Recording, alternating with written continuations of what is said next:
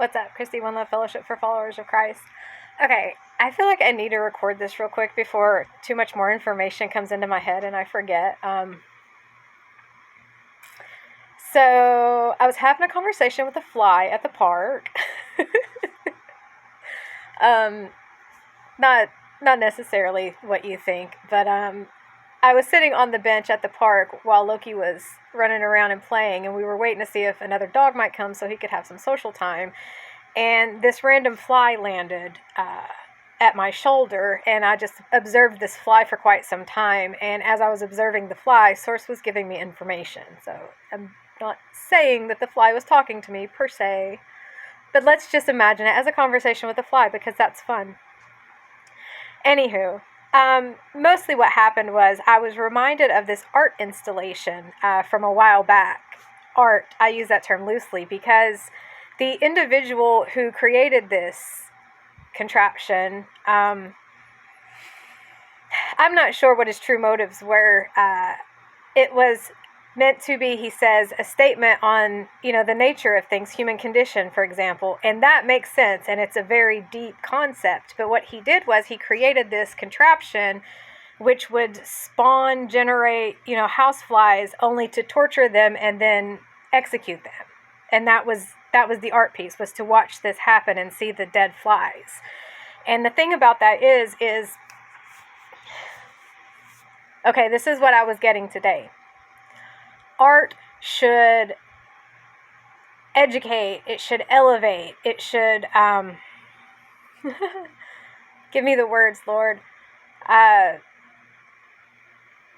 engage, expose when necessary. And yes, if he wanted to expose that part of society, that's good. I'm not saying all art has to be sunshine and rainbows. I'm saying that the way in which you go about it matters.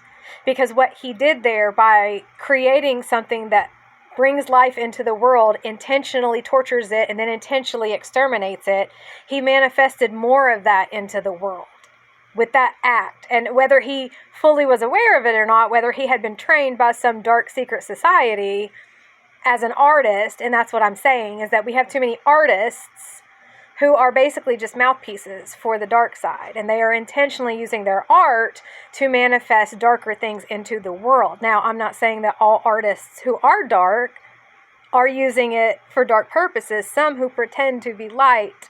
You get where I'm going with this? Ozzy says, what's up?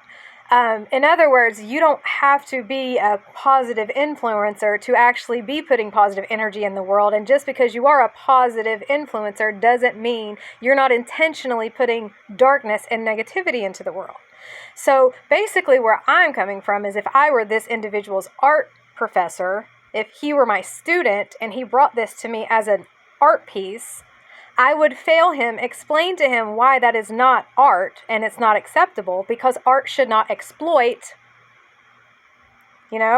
art should not,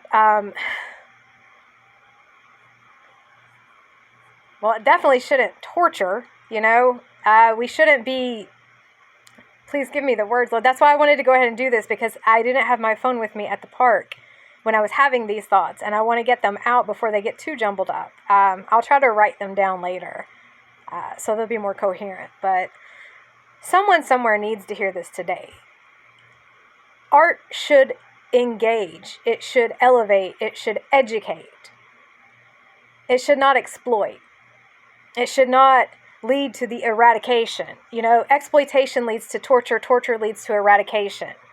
And so if you are using a living creature, even a fly, and you are exploiting that living creature for your art, you are manifesting more of that exploitation, more of that torture, more of that eradication into the world. You are causing more death and destruction, chaos and calamity by choosing that specific method to express that specific concept. The concept wasn't wrong. The method of expression did more harm than good.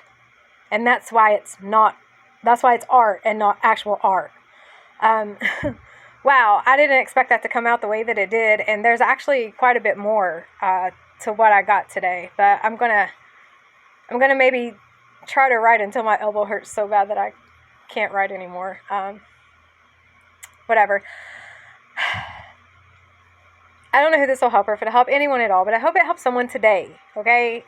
Just remember, you are loved. You are forgiven. You can be saved. If you want to be, it's there for you.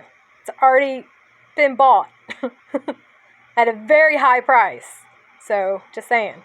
No matter who you are, no matter where you are, no matter what you've done, no matter what's been done to you, you can repent, you can repair, you can be redeemed. Much love.